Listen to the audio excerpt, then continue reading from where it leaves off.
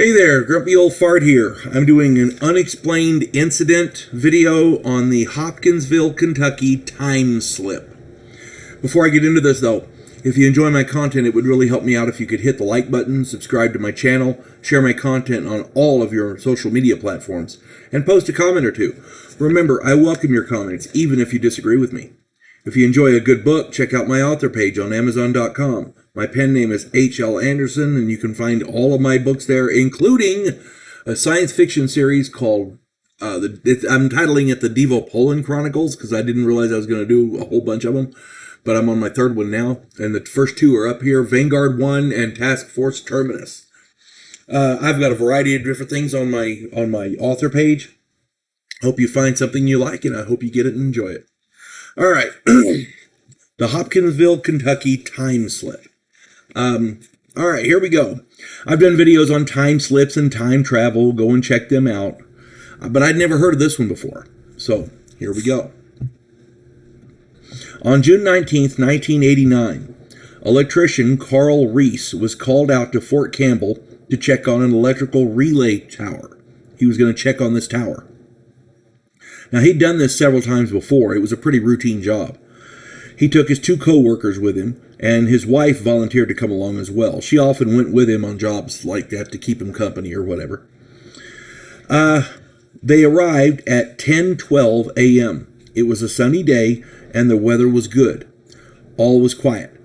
The job was going well, and at about 10:47, Carl walked around the relay tower to check a wire. Everyone else stayed on the front side of the tower. Carl did not return. They called his name, they searched the area, but he was nowhere to be found. They even called base security to get them to help look for him. Then, at 11:03 a.m., Carl walked out from behind the tower. He was pale and sweating, and he could barely speak. His watch read 2:03, a 3-hour difference. The story he told was insane. Carl said that he felt a buzz in the air like static. There was also a high-pitched hum. The air around him shimmered like over a road on a hot day. Then he was somewhere else. He was in a cold concrete hallway with fluorescent lights in the ceiling. The silence was heavy, like something was swallowing the sound. When he walked, his footsteps barely made any noise. This sounds an awful lot like, to me at least, it sounds an awful lot like a military underground construction of some type from the 50s. Where I was stationed in Alaska, most of the buildings were holdovers from the 50s, and the basement areas that they had there, they used for storage and other things. And when you're walking down there, that's what it felt like to me when I read this. Now, Carl came to a steel door as he's walking along. He came to a steel door with a black panel next to it. When he touched the panel, there was an audible click and the door opened. Inside was a room full of old tech like 60s and 70s computer hardware with dials, machines, and screens all over the walls. There were two men in lab coats. They looked like they were expecting him. One of the men sat down at a table and wrote things on a clipboard. Then he pulled out a small metal disc and slid it over to Carl. When Carl picked up that disc, it was warm and the air began to shimmer again and grow heavy. It felt like he was underwater. A voice from one of the screens whispered, "Not yet." The other man touched a button on the wall and a voice said he could not stay. Then he was back at the tower. Carl remembered what was displayed on those screens, and that night he wrote it all down, including everything he could remember about the incident. He included descriptions of the hallway, the room, the equipment, the men. He described the entire experience in as much detail as he could remember, 11 pages worth. He gave copies to his wife and his pastor. Carl's life went to shit after he worked on that electrical relay tower. I feel bad for Carl. He moved away and began drinking. He was plagued by nightmares of bare hallways and people with no faces. Carl's wife left him in 1992, citing he wasn't the same. He covered all of the mirrors, claiming that they were doorways. Yeah, Carl's life went to shit. Carl died in 2011. The government said that he had had a stroke and had hallucinated all of it. However, there are a few things we need to discuss before we dismiss Carl's story. 2 men in dark suits questioned his co-workers 2 weeks after the incident. Sounds to me a lot like Men in Black. In 2006, Carl's wife gave her copy of his notes to a journalist, and he found a bunch of interesting stuff in there that just did not make sense. First off, Carl had written a paragraph about something called Project Gateway.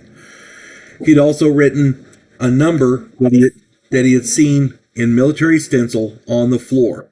43-19-722. Sorry about that, dogs. All right. I'll read that part again. Carl had written a paragraph about something called Project Gateway. He'd also written a number that he had seen in military stencil on the floor. It was 43-19-7221. In 2003, a top secret project called Gateway was declassified and made public. It was tasked with testing time and energy fields.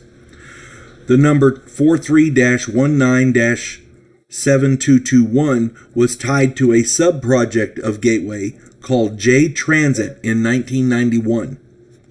Carl knew all about these projects 14 years before they were made public. Shortly after the incident, a number of other odd things happened. The relay tower